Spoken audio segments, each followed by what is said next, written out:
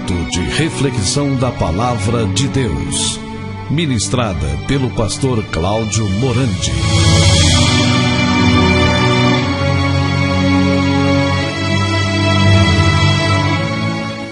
Amados, nós vamos hoje falar um pouquinho sobre a oração. Sabemos que estamos vivendo uma época onde o amor de quase todos tem se esfriado, principalmente no sentido de oração. Então eu quero falar um pouquinho hoje, nesta oportunidade, sobre a oração. Lembrando também que as nossas orações elas são tão inconvenientes, nós não sabemos orar como convém. Então precisamos da ajuda do Pai para que Ele nos ensine a orar. Nós vamos ler em Mateus, capítulo 6. Se você estiver com a sua Bíblia, por favor, abra ela em Mateus, capítulo 6. Eu vou ler aqui do versículo 6, Mateus 6, de 6 até o versículo 8. Depois vamos ter uma palavra de oração, pedindo ao Espírito Santo que nos oriente em nossa meditação nesta oportunidade. Vamos ler. A palavra de Deus diz assim, Mateus 6, de 6 a 8. Tu, porém, quando orares, entra no teu quarto, e fechada a porta, orarás a teu Pai que está em secreto. E teu Pai que vem em secreto te recompensará. E orando não useis de vãs repetições como os gentios, porque presumem que, pelo seu muito falar, serão ouvidos. Não vos assemelheis, pois, a eles, porque Deus, o vosso Pai, sabe o de que tendes necessidade antes que lhe peçais. Então vamos, nesse momento, ter um minuto de oração. Nosso Pai Santo, que alegria poder nos chegarmos diante do trono da Tua graça, fiados em Tua misericórdia. Misericórdia que não tem fim. As misericórdias do Senhor se renovam a cada manhã. E são as suas misericórdias a causa de nós não sermos consumidos. Pai, eu estou diante do Senhor e também todos os que nos ouvem.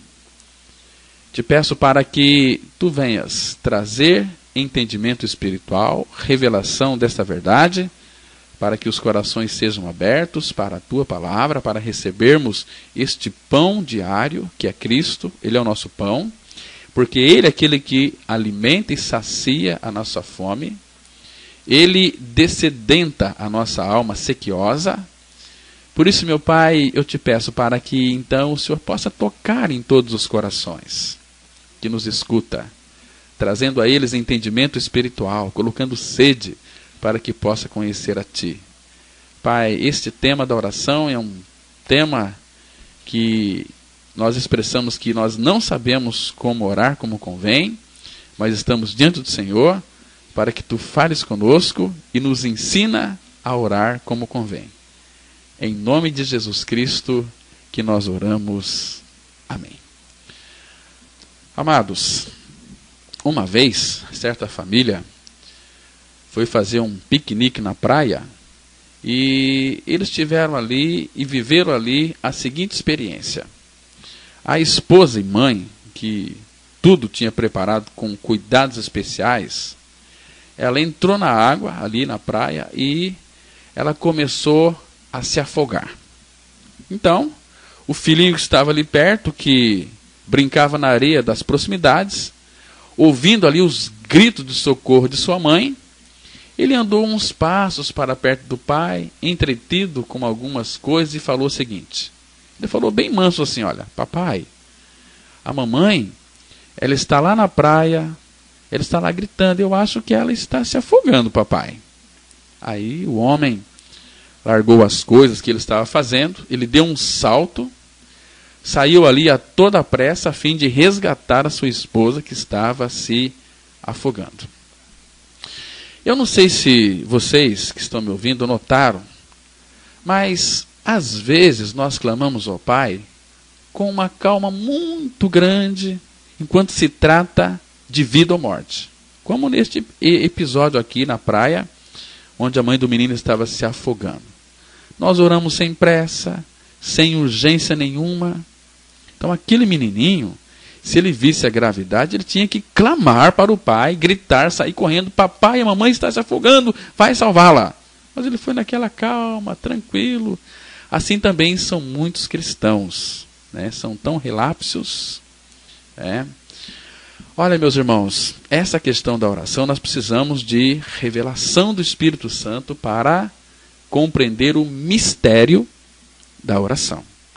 E a oração, ela, segundo o meu entendimento, é um ato maravilhoso do reino espiritual. Por isso, eu e você, que cremos no Senhor, que já passamos pela cruz, nós necessitamos da graça de Deus para termos entendimento correto a respeito deste assunto tão glorioso, tão maravilhoso, que é a oração.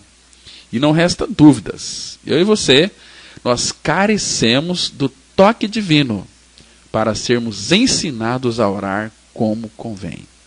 Porque em certo momento, os discípulos de Jesus, eles pediram a ele que os ensinasse a orar. Lá em Lucas, capítulo 11, versículo 1, está escrito assim: de uma feita, estava Jesus orando em certo lugar. Quando terminou, um dos seus discípulos lhe pediu: Senhor, ensina-nos a orar, como também João ensinou aos seus discípulos. Então, irmãos, esta é a nossa oração também. Senhor, ensina-nos a orar. E Jesus disse que quando nós fôssemos orar, era para nós entrar no nosso quarto, era para nós fechar a porta e então orar ao nosso Pai que está em secreto. E o Pai, que vê também em secreto, nos recompensaria. Então saiba de uma coisa: todas as vezes que você for para o quarto, olha para onde nós somos chamados a orar, no quarto, e orar em secreto. Eu sei que tem muitos crentes que gostam de orar aí em público, porque precisam de plateia para ver as suas lindas orações, não é assim? Não, então essas orações, elas não passam do teto. Agora, as orações que o Pai ouve, que o Pai atende, que o Pai tem prazer, são aquelas orações quando não tem ninguém vendo. Quando você entra no quarto e você fecha a porta. E ali Jesus diz o seguinte: vocês não ficam usando aí de vãs repetições, não ficam repetindo não como gentios, porque eles presumem que pelo seu muito falar eles serão ouvidos. Não é assim. Não sejam semelhantes a eles, porque Deus, o vosso Pai, Ele sabe o de que tendes necessidade, antes que nós pedimos. Então, mas Ele quer ouvir dos nossos lábios. E nós só podemos ser sinceros diante do Senhor no nosso quarto, fechado. Ali é você e Deus, você e teu Pai.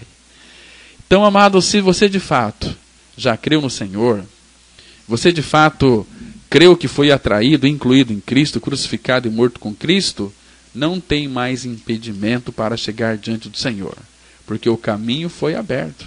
Aquele caminho que foi fechado para Adão e Eva, para a árvore da vida, em Cristo ele foi aberto.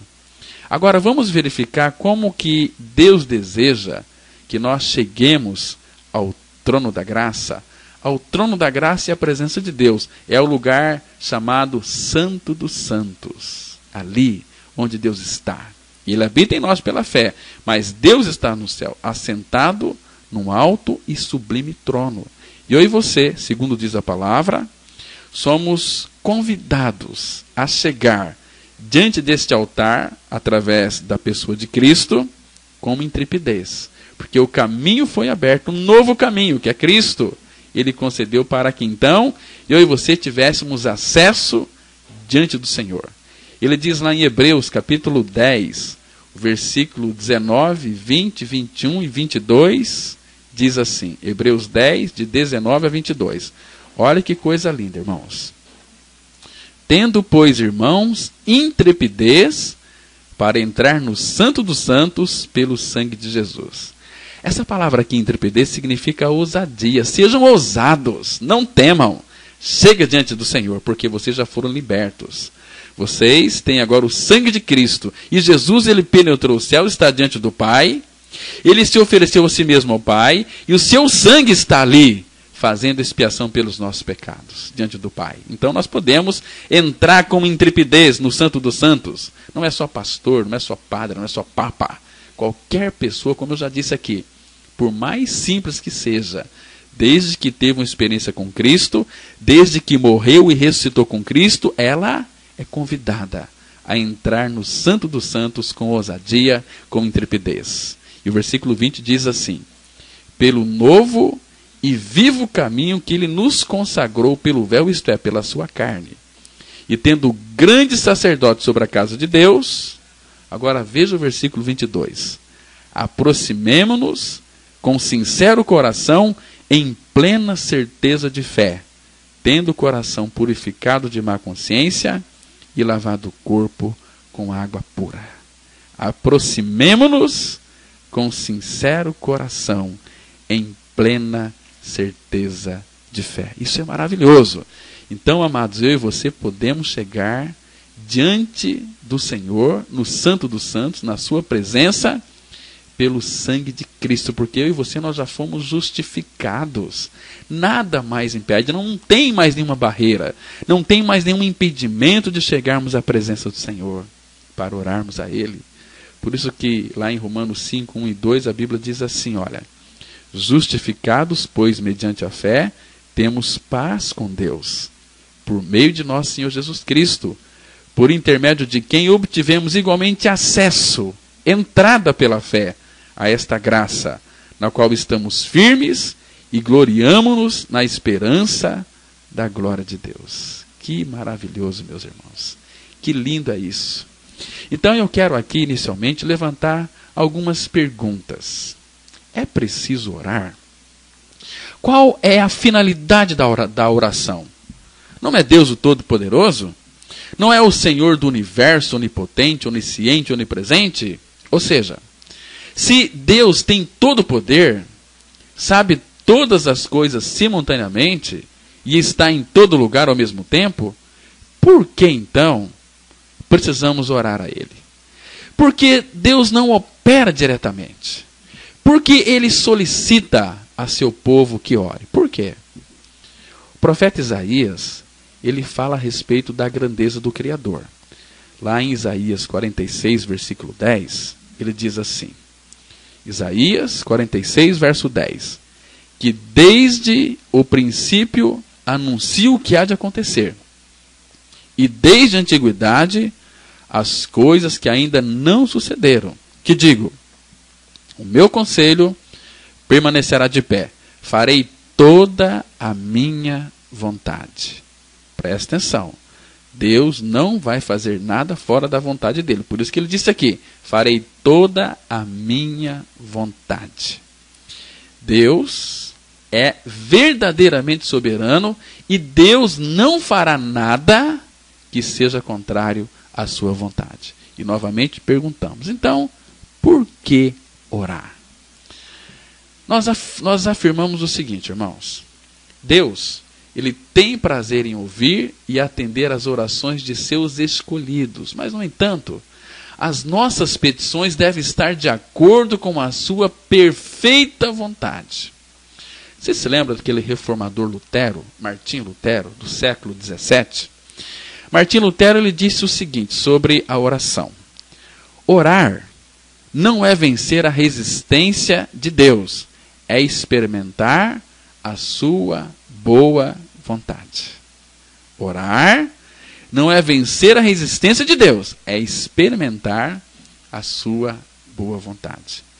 E a Bíblia vai dizer para nós, lá em Romanos capítulo 12, o versículo 2, ela traz a seguinte revelação, a seguinte afirmação, diz assim, e não vos conformeis com este século, mas transformai-vos pela renovação da vossa mente, para que experimenteis qual seja a boa, agradável e perfeita vontade de Deus. Então, o que eu tenho que fazer para experimentar a boa, agradável e perfeita vontade de Deus? É ter uma mente renovada. Hoje nós estamos vendo tantos crentes velhos com mentalidade velha. Eles andam para frente, olhando para trás, andam, mas olham pelo retrovisor. Cristianismo é um avanço, É um caminhar para frente, é olhar firmemente para Jesus, autor e consumador da nossa fé. Então, o que é uma mente renovada? É uma mente que ela tem sido tocada pelo Espírito, renovada pelo Espírito todos os dias. É nossa responsabilidade pedir ao Espírito Santo que renove as nossas mentes todas as manhãs. Assim como as suas misericórdias, elas se renovam cada manhã sobre as nossas vidas. Então, hoje, por exemplo, bem de manhãzinha, levantei e disse assim para o Pai: Pai, renova minha mente, para que eu não seja um cristão com mente velha. Eu quero ter uma mente renovada, uma mente sensível à voz do Teu Espírito. E o Teu Espírito comunicará a Tua palavra ao meu coração pela revelação da verdade. Então eu preciso de ter uma mente renovada. Quando a minha mente é renovada, eu vou experimentar a boa, agradável e perfeita vontade de Deus. Por isso que a vida do regenerado deve ser norteada pela suprema vontade do Senhor. E o nosso Pai, o nosso Deus, Ele quer que a sua vontade seja sempre a nossa. Deus, Ele espera que ansiemos por sua direção. Amados, o nosso Pai Celestial, o Altíssimo, Ele quer realizar o seu propósito eterno para este mundo por intermédio das orações dos seus santos, dos seus filhos, daqueles que creram, que foram atraídos lá no seu corpo, no corpo de Cristo, que tiveram as suas vidas crucificadas, seu velho homem foi crucificado, foi morto, foi destruído. Esses são os santos, porque o Espírito Santo de Deus vem habitar no seu interior. E não só o Espírito Santo, o Espírito de Deus, o Espírito de Cristo também. A Trindade Santa vem habitar em nosso interior. Que privilégio nosso, né? Então, o que eu tenho que fazer para ter tudo isso? Eu tenho que crer na minha morte com Cristo, que eu fui incluído naquele sacrifício, que Jesus não morreu sozinho na cruz, mas que eu também morri com Ele, porque este é o fato da palavra de Deus. Lá em Colossenses 3,3, a Bíblia diz assim: porque morrestes, e a vossa vida está escondida com Cristo em Deus. Por isso que as orações, elas são canais pelos quais Deus opera as suas obras na terra. Agora, meus queridos e amados ouvintes, sabe o que mais me impressiona? O que mais me impressiona é que aquele, o Deus soberano, Criador de todas as coisas, é que Ele não precisa de coisa alguma, mas, no entanto, Ele permite-se ser dirigido pela terra. Lá no livro de Mateus, no Evangelho de Mateus, no capítulo 18, ele é tão esclarecedor para o nosso coração. Lá diz o seguinte, que Deus, que não precisa de nada, nem de ninguém, Ele permite ser dirigido pela terra pelos seus filhos. Mateus 18, 18 a 20 está escrito assim.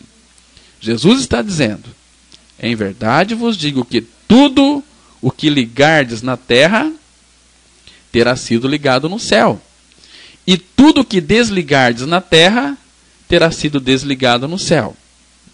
Em verdade, também vos afirmo que, se dois dentre vós sobre a terra concordarem a respeito de qualquer coisa que porventura pedirem, ser-lhe-á concedida por meu Pai que está nos céus.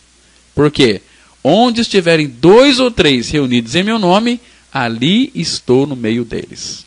Agora aqui, se nós não tivermos revelação, entendimento da palavra, nós vamos começar a exigir coisas de Deus. Porque Jesus disse assim, olha, que se 2 dentre vocês sobre a terra concordarem a respeito de qualquer coisa que pedirem, meu Pai vai conceder para vocês. Mas aqui nós temos que entender uma coisa, que Deus, Ele ouve as nossas orações. E Ele vai responder todas elas, todas as orações dos seus filhos, nunca ficarão sem respostas. E Deus vai responder de 3 maneiras. Deus pode responder, aliás, Ele vai responder com sim, Ele vai responder com não, e vai responder com espere um pouco. Mas vai ser respondido. Então, quando 2 ou 3 concordarem a respeito de qualquer coisa que pedirem, vai ser concedido por Deus. Mas aqui no versículo 20 ele diz assim: Porque onde estiverem 2 ou 3 reunidos em meu nome, ali estou no meio deles. Então isso aqui significa uma coisa fundamental para nós entendermos o princípio da oração. Em nossas reuniões, se nós estivermos reunidos em nome de Cristo, Ele vai estar ali no nosso meio. Mas será que as nossas reuniões, elas são em nome de Cristo? Ou são no nosso nome?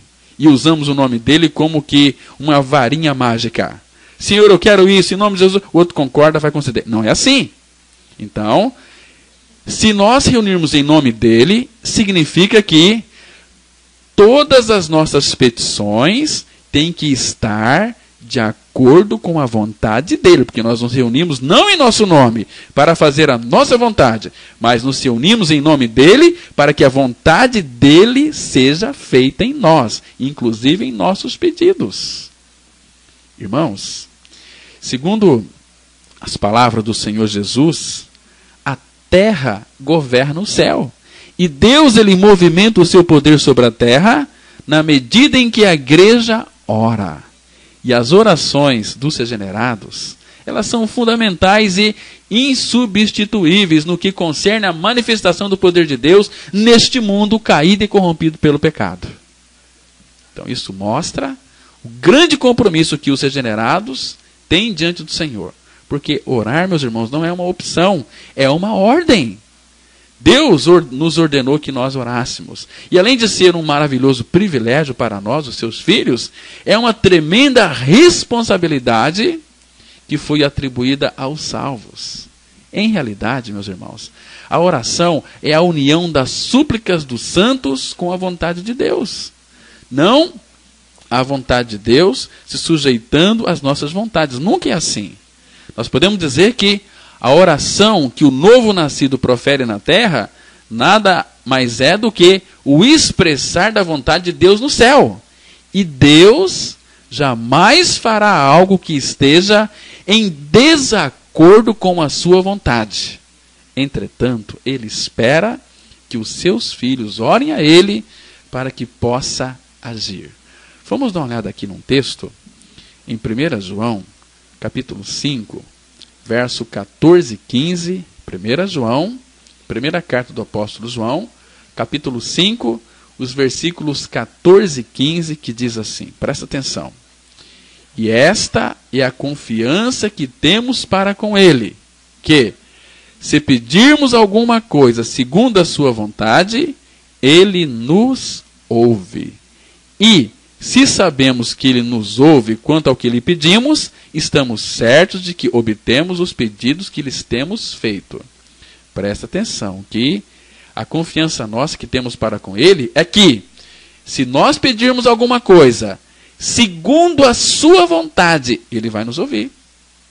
E se sabemos que Ele nos ouve, porque nós oramos segundo a vontade dEle, não segundo a nossa, então estamos certos de que Ele vai responder com sim às nossas orações, porque está de acordo com a vontade dEle. Então, cada pedido que nós elevarmos ao Pai, nós temos que ter e saber qual é a vontade de Deus sobre aquele pedido. Está me compreendendo? Por exemplo, quando uma pessoa está enferma e alguém fala o seguinte, olha, Pastor Cláudio, vamos orar por aquele fulano que está doente lá no hospital. Nós vamos orar. Mas eu não sei se Deus vai curar ele ou não. Por quê? Porque de repente aquela doença foi Deus quem permitiu para tratar com aquela pessoa. Para levar ela a conhecer o Evangelho da Graça. Então nós vamos orar, Deus ouviu a oração? Ouviu. Mas enquanto Deus não tratar com aquela pessoa, Ele não vai nos responder. Aí depois que Deus trata com aquela pessoa, a nossa oração, ela foi ouvida, ainda que demora aí 5, 6 anos, 1 mês, 2 meses, 3 meses. Por exemplo, vocês se lembram de Elias e Eliseu? Elias, ele foi um profeta que ele fez 7 milagres gloriosos e maravilhosos na terra. Elias fez 7 milagres. Então, quando Deus disse que iria arrebatá-lo para o céu, ele começou a treinar o outro profeta chamado Eliseu. Interessante que quando Elias disse para Eliseu que ele iria para a glória, ele iria para o céu, Eliseu disse o seguinte, olha, Elias, eu quero que você me dê porção dobrada do teu espírito. Lembra lá do texto? Muito bem. Aí Elias diz para Eliseu: você me pediu uma coisa muito dura, mas isso lhe será concedido, ou seja, você vai ter porção dobrada do meu espírito, se você me ver eu subindo para o céu. Aí a palavra fala que veio uma carruagem de fogo, com carros de fogo, e separou um do outro ali, né? E Elias subiu ao céu num redemoinho. Eu já ouvi muitos pregadores falar que Elias subiu ao céu nas carruagens de fogo. É mentira. Elias foi levado aos céus por um redemoinho. E Eliseu viu. Então Eliseu recebeu naquele momento porção dobrada do espírito de Elias. Como Elias havia feito 7 milagres extraordinários, Eliseu, na sua trajetória terrena, teria que fazer 14 milagres extraordinários. Mas Eliseu fez 13 milagres e morreu. Não faltou um? Será que Deus mentiu? Será que Deus concedeu só metade? Não. Depois que passou 300 anos, depois de 300 anos, estava ali os ossos de Eliseu. Aí foi jogado naquele túmulo um cadáver. Quando aquele cadáver tocou os ossos de Eliseu, a Bíblia diz que no mesmo instante ele sobreviveu. Então, cumpriu. Deus cumpre a sua palavra. Nenhuma palavra daquelas que Deus disse vai cair por terra, porque Deus é o Deus de palavra. Em 1 Reis, capítulo 8, versículo 56, a Bíblia diz assim, preste atenção: bendito seja o Senhor, que deu repouso ao seu povo de Israel, segundo tudo que prometera, nenhuma só palavra falhou de todas as suas boas promessas feitas por intermédio de Moisés, o seu servo. Está vendo? Nenhuma, diz a Bíblia, falhou. E lá em Josué, capítulo 21, versículo 45, nós temos aqui uma declaração tão linda da palavra de Deus. Josué 21, verso 45, está escrito assim, presta atenção: nenhuma promessa falhou de todas as boas palavras que o Senhor falara à casa de Israel. Tudo se cumpriu. E em 1 Samuel, capítulo 3, verso 19, a Bíblia também vai trazer uma revelação aqui gloriosa. Olha só, 1 Samuel 3, verso 19. Crescia Samuel e o Senhor era com ele, e nenhuma de todas as suas palavras deixou cair em terra. Está vendo aqui? Que maravilhoso é isso? Se Deus prometeu, Ele vai cumprir. Então é interessante nós lermos as Escrituras Sagradas, compreendermos a Sua palavra, para então nós possamos compreender a vontade do Pai, e vamos orar segundo a vontade do Pai. Aí todas as nossas orações, você pode ter certeza, que vai ser sim, sim, sim, sim.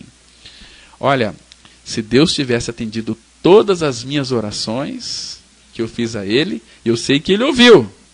Mas se Ele tivesse respondido todas com sim, eu estaria perdido hoje. Mas graças a Deus Ele me ama, é meu Pai. É aquele que, segundo as suas vistas, Ele me dá conselhos, né? Então, as muitas orações minhas, Ele disse não. Aquele não foi uma bênção para mim. E eu insisti: Pai, por quê, meu Pai? Por que não? Depois Ele me mostrou. Se Ele tivesse dito sim para mim e me concedido, eu estaria em uma enrascada doida. Mas Ele não fez isso. Ele conhece. Ele conhece todo o desfile da nossa vida.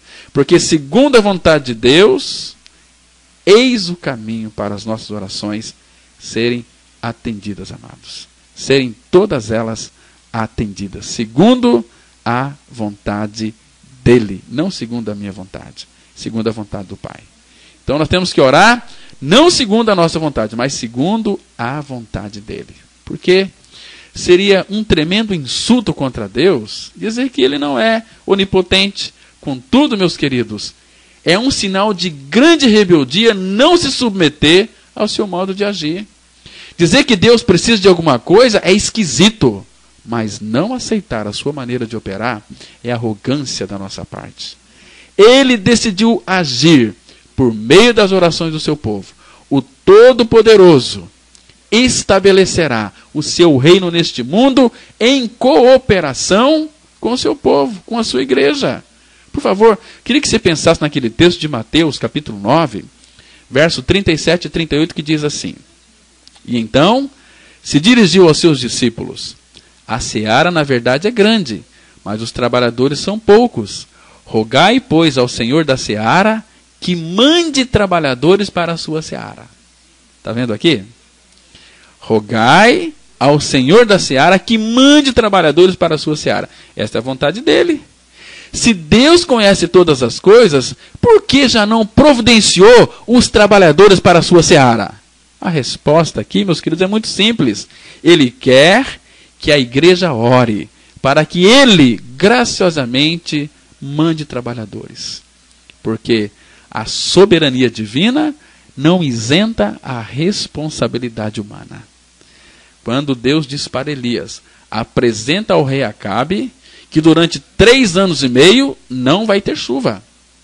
Elias foi lá e disse para o rei Acabe: olha, rei, fique sabendo que, segundo a minha palavra, não haverá chuva nesses 3 anos. Mas depois Elias orou para que não houvesse chuva, e não choveu. Mas aí depois, amados, muito tempo depois, lá em 1 Reis, capítulo 18, verso 1, veio a palavra do Senhor a Elias no 3º ano, dizendo: vai, apresenta-te a Acabe, porque darei chuva sobre a terra. E Elias foi lá e disse. Mas depois Elias orou. Deus disse que enviaria chuva. Disse, essa era a vontade dele. Mas Elias teve que orar para que a chuva caísse, né? Então, irmãos, por isso que lá em Tiago capítulo 5, a palavra de Deus, ela é tão clara ali, meus irmãos, e mostrar para nós de uma forma tão especial que Elias, ele era um homem sujeito a nós, sujeito ali aos mesmos sentimentos que eu e você nós tínhamos, né? E a palavra fala que ele, por ser um homem semelhante a nós, sujeito aos mesmos sentimentos, ele orou com instância para que não chovesse sobre a terra. E por 3 anos e 6 meses não choveu. E orou de novo e o céu deu chuva. E a terra fez germinar os seus frutos. Mas Deus disse que enviaria chuva. Mas Elias orou. Aí Deus mandou a chuva. Está entendendo? Que Deus é soberano, mas a soberania dele não isenta a nossa responsabilidade humana, porque Deus não vai fazer nada sozinho. Ele pode fazer, mas ele decidiu que a igreja cooperasse com ele. Então, irmãos, esse aqui é um princípio de oração, e só pode ser compreendido por aqueles que estão completamente desprendidos de si mesmos. Somente aqueles que morreram para os seus direitos podem entender o método de Deus operar na terra. Então, quando nós ganhamos a revelação de que somos embaixadores neste mundo, toda a nossa vida gira em torno dos interesses, não nosso, mas do reino celestial ao qual pertencemos pela graça de Deus. Em 2 Coríntios 5:15 diz assim: e ele morreu por todos, para que os que vivem não vivam mais para si mesmos, mas para aqueles que por eles morreu e ressuscitou. Entendemos uma coisa: não vivemos neste mundo para fundarmos o nosso próprio reino, mas estamos nele para sermos cooperadores com Deus, para que o reino celestial seja proclamado. Em verdade, os salvos, eles intercedem junto ao trono divino, para que Deus, então, realize a sua vontade neste universo. Amados, a graça de Deus nos surpreende. Aqueles que estão aí relutando em aceitar o modo de Deus agir, só evidenciam que desejam fazer da oração simplesmente um instrumento para ter aí os seus desejos egoístas atendidos. Agora, deixa eu lhe fazer uma pergunta. Em que medida esquecemos de nós mesmos completamente e procuramos somente a vontade do Senhor? Em que medida? Amados, a oração exige a operação da cruz em nossa vida. Entenda uma coisa, eu e você, nós não vivemos para nós mesmos, mas para o Senhor. E orar significa expressar todo o nosso desejo pela vontade de Deus. E Jesus ele nos ensina lá em João 6,38. Porque eu desci do céu, não para fazer a minha própria vontade, e sim a vontade daquele que me enviou. Por isso que o Senhor, Ele tem como propósito que estejamos cheios da sua vontade. E a oração é a estrada da obra de Deus. E verdadeiramente a oração está para a vontade de Deus, assim como os trilhos estão para o trem de ferro. Aquela locomotiva, ela tem poder. Ela é capaz de correr milhares de quilômetros por dia. Mas se não existirem trilhos, ela não poderá avançar 1 centímetro sequer. Está vendo aqui? Por isso que tal é a relação entre a oração e o trabalho de Deus. Ainda que Deus não precise absolutamente de nada, Ele soberanamente utiliza as orações de seus filhos, dos seus regenerados, daqueles que morreram e ressuscitaram com Cristo, para alcançar os seus intentos. É verdade que às vezes Deus age de modo estranho. A experiência de Moisés ilustra o fato. Por exemplo, lá em Êxodo, capítulo 17, versículo 10 e 13, diz assim: fez Josué como Moisés lhe dissera, e pelejou contra Amaleque. Moisés, porém, Arão e Ur subiram ao cume do outeiro. Quando Moisés levantava a mão, Israel prevalecia. Quando, porém, ele abaixava a mão, prevalecia Amaleque. Ora, as mãos de Moisés eram pesadas, por isso tomaram uma pedra e a puseram por baixo dele. E ele nela se assentou. Arão e Ur sustentavam-lhe as mãos, um de um lado e o outro do outro. Assim lhe ficaram as mãos firmes até o pôr do sol. E Josué desbaratou a Amaleque e ao seu povo a fio de espada. Então, deixa eu lhe fazer uma pergunta. Quanto poder aqui saía das mãos de Moisés? Nenhum.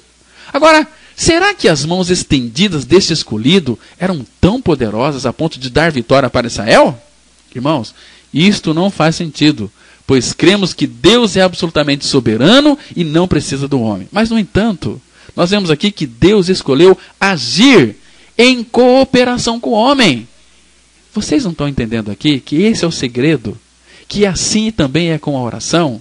Deus não precisa que oremos para que Ele nos conceda o que pedimos, pois de antemão conhece todas as coisas de que eu e você nós precisamos. Nós oramos para termos comunhão com o Pai Celeste, mas também oramos por obediência à Sua palavra. Não oramos para convencermos Deus de nossas necessidades, não é nada disso. Nós oramos para termos intimidade com o nosso Pai amoroso e que tem prazer em nos atender. A oração também é um exercício. Aquele pregador do século passado, Charles Spurgeon, ele disse o seguinte, que a oração diária é a melhor ginástica para a alma. A oração não é um peso na vida do regenerado, mas implica em disciplina. Aquela pessoa que não tem o horário certo para orar, de fato nunca ora. Agora, louvado seja Deus, pois somos dirigidos pela graça. Agora, vale aqui frisar que a graça sempre é acompanhada por um espírito obediente, responsável e compromissado com a verdade, com a palavra de Deus. Quero lembrar aqui que a nossa obediência não tem fundamento legalista, mas ela é relacional. Acrescenta-se ao fato de que o Senhor tem alegria no seu coração em atender a oração dos seus filhos. Assim como amamos profundamente os nossos filhos e queremos sempre o melhor para eles, muito mais o nosso Pai Celestial nos ama e quer satisfazer todas as nossas necessidades por sua graça. Por isso que orar é ter a nossa vontade unida à de Deus.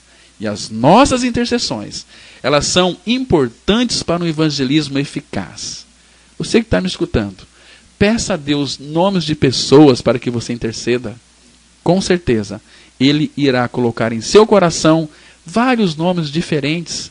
Comece a interceder incessantemente por eles, e Deus irá preparar estes corações como se prepara uma terra para receber a boa semente, que é a palavra de Deus. Por isso que é absolutamente importante conversar com Deus em favor da pessoa a quem se irá falar mais tarde. Por favor, creia nisto. O Senhor quer que todos os seus filhos sejam frutíferos. E a nossa súplica é: Senhor, não permita que sejamos negligentes na oração, mas ensina-nos a orar como convém, em nome de Jesus. Amém. Irmãos, que essa seja a sua oração, o anseio do seu coração. Somente uma vida crucificada pode, de fato, se render totalmente à vontade do Pai, para que a vontade do Pai seja a sua vontade, e a sua vontade seja a vontade do Pai. Que Deus revele essa palavra ao seu coração, em nome de Jesus. Amém. Olha, nós já chegamos ao final do programa Mensagem da Cruz. Obrigado aí pela sua audiência, que Deus possa ter falado ao seu coração, continue falando. Muito obrigado pela sua audiência. Venha fazer uma visita. O nosso endereço é Rua Jequitibá 244, Vila Ideal. Tá certo? Os encontros acontecem todas as quintas, às 20 horas, aos domingos, às 9 e às 19 horas, ok? Estou aguardando a sua visita. Que Deus te abençoe, tenha um ótimo dia, guardados em nome de Jesus. Bom dia para você, graça e paz.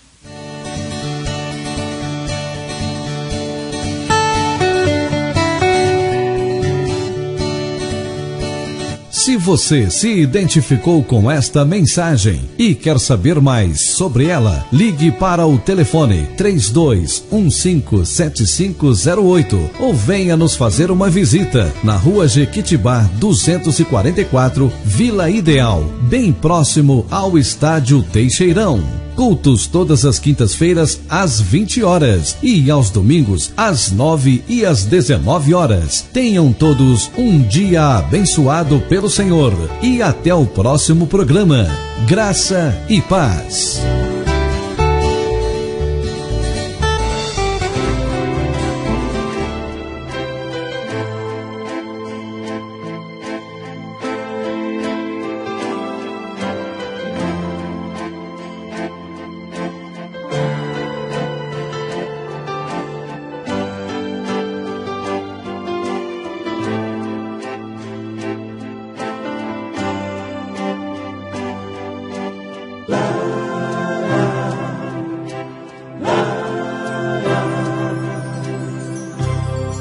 Não importa o que você foi,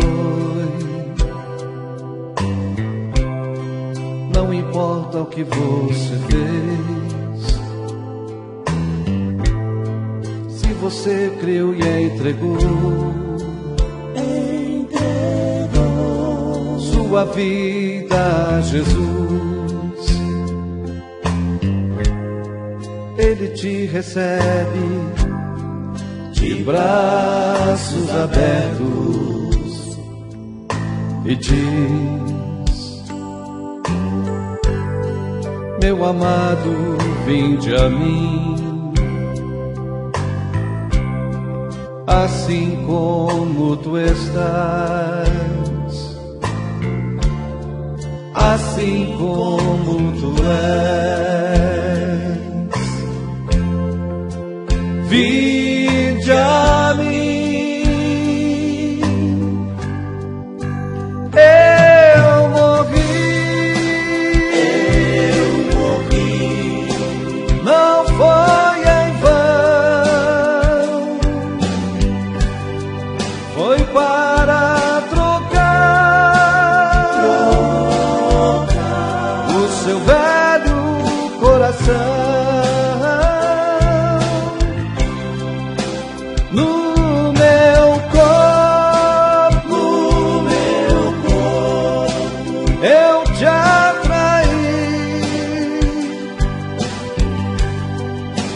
bem na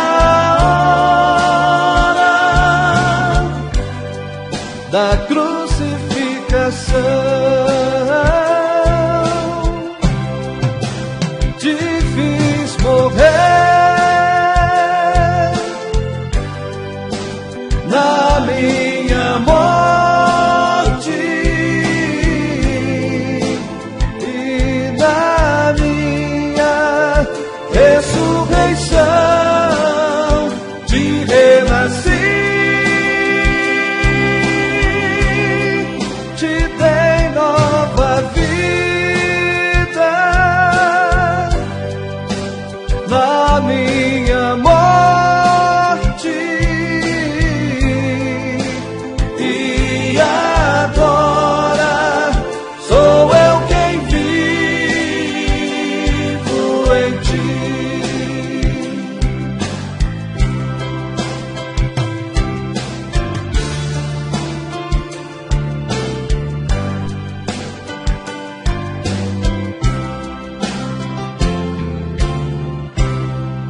Não importa o que você foi,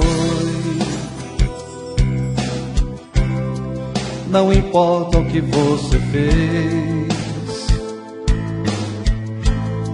Se você creu e entregou sua vida a Jesus, Ele te recebe de braços abertos e diz: meu amado, vinde a mim, assim como tu estás, assim como tu és. Vinde a mim, eu morri, não foi em vão, foi para trocar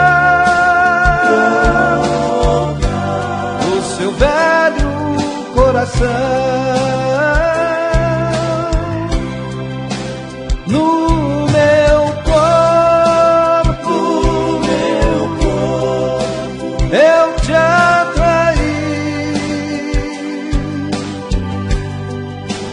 vem.